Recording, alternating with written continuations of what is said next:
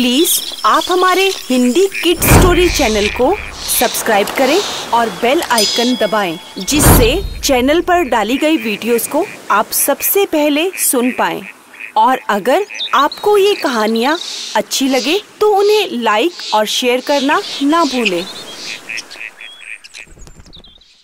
Hello बच्चों, कैसे हो आप सब? आज हम आपके लिए एक और नई कहानी लेके आए हैं जिसका शीर्षक है कर्म बड़ा या भाग्य। एक गांव में दो बहुत ही अच्छे मित्र रहते थे जिनका नाम राम और श्याम था। राम और श्याम में बहुत ही अच्छी मित्रता थी। दोनों एक दूसरे के काम बहुत ही मिलजुल कर करते थे। एक बार राम और श्याम ने गांव में दोनों ने पैसे मिलाकर एक काफी बड़ी जमीन खरीदी। राम बहुत ही मेहनती व्यक्ति था और श्याम हर काम भगवान के भरोसे ही छोड़ देता था। अब दोनों ने पैसे जुटाकर जो जमीन खरीदी थी, अब बात उस पर मेहनत करने की थी, क्योंकि वह जमीन तो खाली थी, उस पर फसल बोने का समय भी था। अब राम बहुत ही मेहनती था।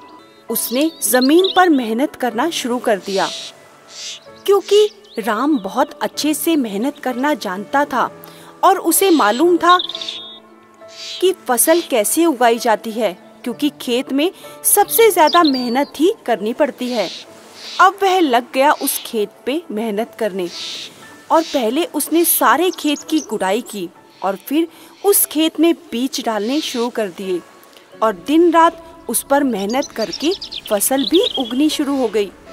अब वह दिन रात खेतों पर अपनी मेहनत करता रहता था और यहाँ पर श्याम मंदिर जाकर भगवान से यही प्रार्थना करता था, हे भगवान, इस साल मेरी फसल बहुत अच्छे से करना, मुझे बहुत पैसा चाहिए। क्योंकि दोनों चाहते थे कि मिलजुल कर हम काफी पैसा कमा लें, जिससे हम अच्छा सा मकान खरीद सके और अपने परिवार को खूब अच्छी जिंदगी दे सके।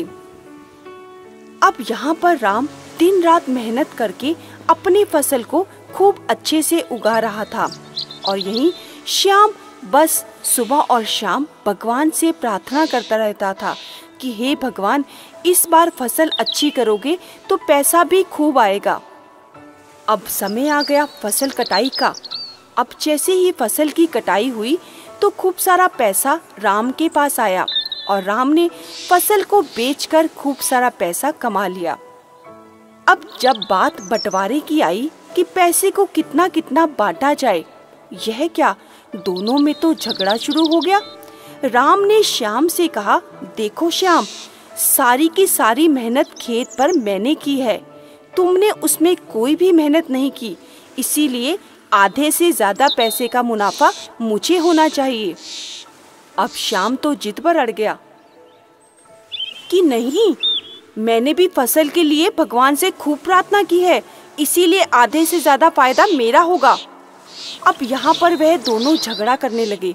इतने अच्छे मित्र सिर्फ पैसे के लिए दोनों झगड़ रहे थे। राम भी अपनी बात पर सही था, क्योंकि उसने खेत पर बहुत दिन रात मेहनत की थी और श्याम सिर्फ भगवान के आगे प्रार्थना करके ही उसे मेहनत मान रहा था। अब दोनों में जब झगड़ा हुआ तो दोनों ने कहा कि हमें सरपंच जी के पास चलना चाहिए और वह दोनों मिलकर सरपंच के पास गए और उन्होंने सरपंच जी के आगे सारी बात रखी। राम ने बताया, देखो सरपंच जी, मैंने इस खेत पर बहुत अधिक मेहनत की है और श्याम ने इसमें मेरा बिल्कुल भी साथ नहीं दिया। अब श्याम ने कहा, नहीं सरपंच जी, मैंने दिन रात मंदिर जाकर भगवान से प्रार्थना की है, कितने व्रत रखे हैं इस खेत के लिए कि हमारी फसल अच्छी हो जाए। राम से ज्यादा मेहनत तो मैंने की है। अब सरपंच जी उनकी बात सुनकर हंसने लगे और बोले, देखो, इस बात पर मैं अभी निर्णय नहीं ले सकता, तुम्हें दोनों को मेरा एक काम करना होगा। अगर तुम उस काम में खरे उतरे तब मैं तुम्हारी मदद कर पाऊंगा। अब सरपंच जी ने दोनों को एक एक बोरा दिया, उसमें चावल भरे हुए थे और सरपंच जी ने कहा, तुम इसे अपने अपने घर ले जाओ और कल इसे साफ करके लेकर आना। इसके अंदर काफी सारे कंकड़ मिले हुए हैं जिन्हें तुम्हें चावल से अलग करना है। तो राम ने कहा, जी सरपंच जी, मैं इसे कर दूंगा। श्याम ने भी यही कहा। अब दोनों उस बोरी को लेकर अपने अपने घर निकल गए। अब राम अपने घर बोरी रखकर उसी वक्त से मेहनत में लग गया और चावल में से कंकड़ बीन बीन कर अलग करने लगा। पूरी रात वह बेचारा मेहनत करके चावल में से जितने भी कंकड़ निकाल पाया उसने पूरे कंकड़ निकाल दिए। अभी वह पूरा बोरा खाली भी नहीं हुआ था, लेकिन वह सुबह तक जितने भी चावल साफ कर पाया उसने किए। और दूसरी तरफ श्याम ने वह बोरा ले जाकर मंदिर में रख दिया और भगवान से प्रार्थना करने लगा, हे भगवान, इस बार मेरी मेहनत पर पानी मत फेरना। देखो, सरपंच जी ने यह कंकड़ साफ करने के लिए मुझे चावल के दाने दिए हैं। कृपया करके आप मेरी प्रार्थना स्वीकार करना और यह चावल सुबह तक साफ हो जाएं। यह कहकर श्याम मंदिर से लौट आया और अपने घर जाकर आराम से लंबी नींद सो गया। अब सुबह हुई। राम ने वह बोरा उठाया और जो कंकड़ अलग किए थे वह सब लेकर सरपंच जी के पास चला गया और बोला, सरपंच जी, मुझसे जितना हो पाया मैंने किया। अभी चावल पूरी तरह से साफ नहीं हुए हैं, लेकिन मैंने फिर भी मेहनत से काफी कंकड़ निकाल दिए हैं।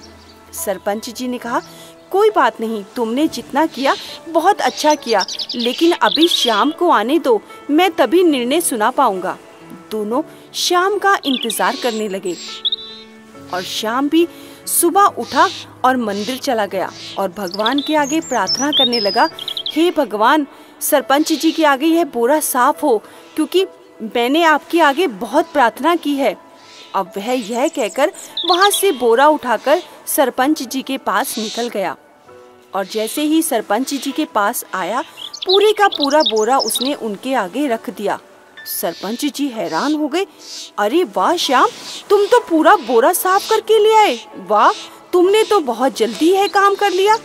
तो श्याम ने कहा, जी सरपंच जी, मैंने भगवान के आगे प्रार्थना की है कि चावल में से कंकड़ साफ हो जाएं।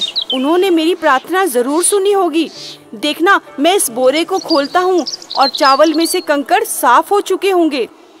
सरपंच जी हंसने लगे और बोले, ठीक है श्याम, तुम इस बोरे को खोलो।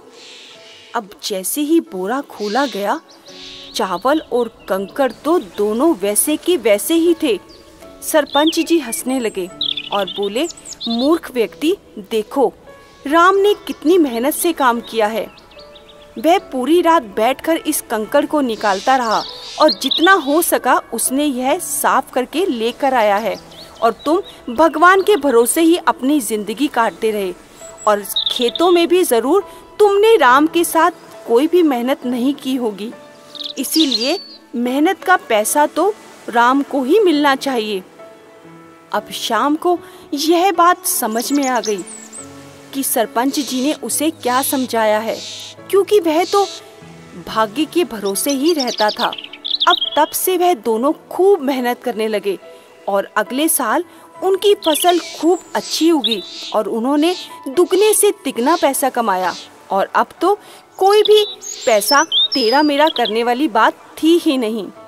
देखा बच्चों, हम अपने कर्म से ही अपना भाग्य बनाते हैं, क्योंकि कर्म करना ही हमारे हाथ में है। फिर उस कर्मों का जो भी परिणाम मिलेगा वही हमारा भाग्य कहलाता है। इसीलिए तो कहते हैं कि जैसा करोगे वैसा ही भरोगे।